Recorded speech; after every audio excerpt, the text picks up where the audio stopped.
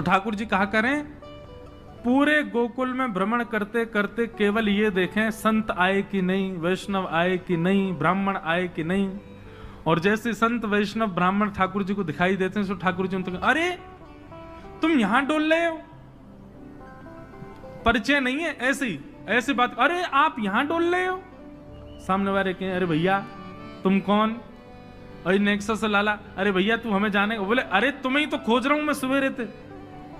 बोले हमें खोज रहे हो भैया, काय को? अच्छा एक बात बताओ, तुम कहां से आए हो?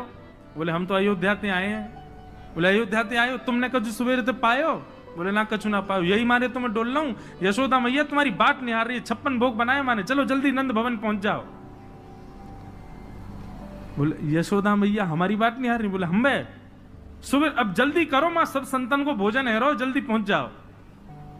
ऐसे किसी को भी सबको निमंत्रण दे देते हैं। और यशोदा मैया जब नंद भवन से बाहर आती देखते हैं 100-200 लोग खड़े हैं बिना निमंत्रण के।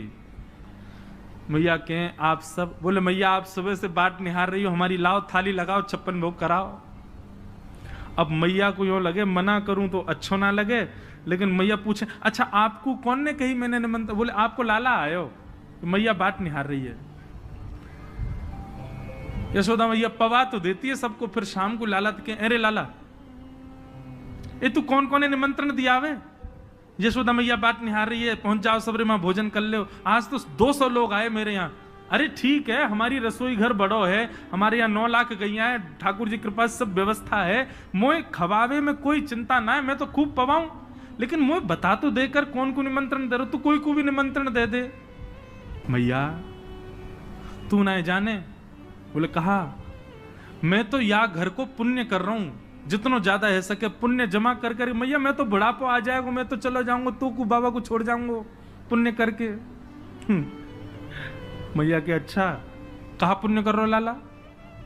बोले मैया देख, ये संत ब्राह्मण ये साक्षात भगवान को मुख हैं, जब इनके मुख में हम कछु अन्न दे में, मक्खन दे में, या कछु भी इनको पवामे, तो ऐसा समझने से साक्षात नारायण पा रहे हैं।